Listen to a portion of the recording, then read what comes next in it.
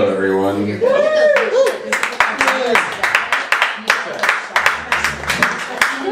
Well, we found one of the missing performers. So we've got one of them. We don't know what happened to the other one. We're assuming the worst. The turkey ate him. Yes. It's, the vengeance has finally come. Protected by turkeys. What's that? She got kidnapped by the show upstairs. She's doing the show upstairs, so if anyone sees Julia Rossi, just, we understand. So, as you've noticed, we've moved Stories of the Creek down here to the lounge area.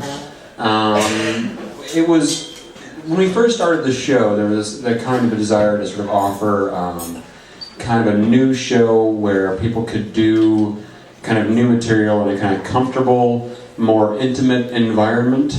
And so we thought maybe we'd move things down to the lounge and try to recapture that sort of intimate environment, regain that loving feeling, as it were. And we think, Cindy and I both agree that, like, when someone's telling you a story about inappropriate sex with a stranger that they regret, you really want them sitting in your lap when you do it.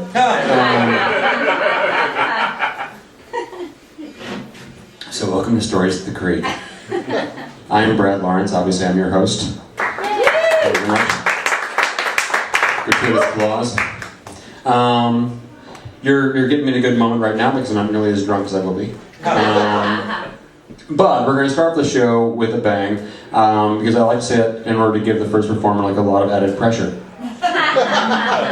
And our first performer coming up is a talented storyteller who performs all over town, not least of which her own show, Sideshow Goshko, which is the third Wednesday of every month in Ochi's Lounge. So, and I'm on the next one.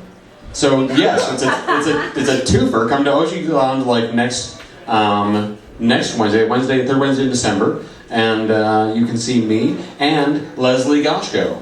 Big hand for Leslie Goshko.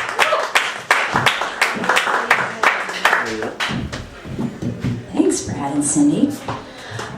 So this mic, I'm constantly. That's what I've been waiting to happen all night. Like, when's it gonna go? What the fuck? This is the craziest shit. This doesn't even do anything. It makes it smile. Okay, we're good. Fuck, it started with a bang. All right. So the theme is families. So my sister. I have an older sister who is 4 years older than me, and because she never paid any attention to me at all, no attention to me, I was always very, very leery whenever she would approach me to want to do something, because it would never end up the way that she originally pitched it. So if she pitched I want to play Barbies, the rule was I had to set everything up, and then we would play together, and then afterwards I had to promise not to speak to her for the rest of the day. And so I was like, that's okay, we get to play. So I'm setting up our Malibu Barbie HUD and laying out Skipper's clothes. Meanwhile, she was in my room robbing my piggy bank, and then she comes out and says, Barbie and her friends got a tropical disease, so we're done and you can't talk to me. And as I'm holding Skipper's day, where I'm like, this is so not how I saw this going. And then another time, she convinced me to clean out the entire shed in our backyard so that I can make a girls' club for us. And I was like, oh, this sounds really good. So for hours I'm sweeping out cobwebs and raccoon turds and putting up signs to make it homey. And I get it done just in time for her to come with all her friends. And they go in and lock me out, and I have to stand outside and look through the little window as they have fun in our girls' club.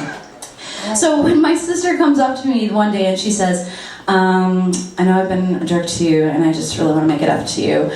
I know something is up, but yet that doesn't stop me from going ahead with this, because I'm like a lab rat who hasn't figured out how not to get shocked in the experiment. So it's okay, play Barbie. Okay, what do you mean? So I go, okay, what do you mean, make it up to me? And like a magician, she pulls out this VHS tape out of nowhere, puts it in the VCR, turns on the TV, and she's just staring at the TV screen with this rapt attention.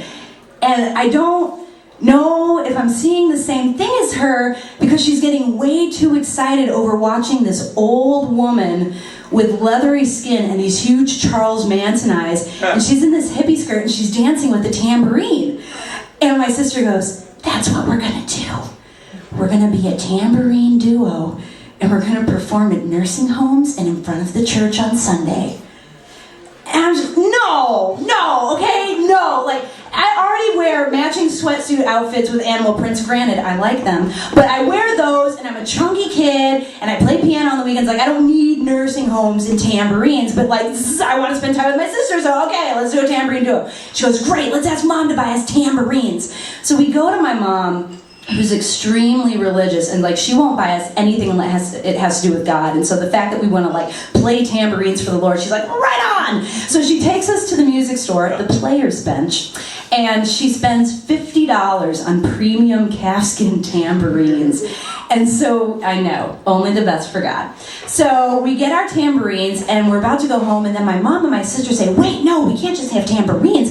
We need to bling these out. They need spark, they need sass, they need ribbons.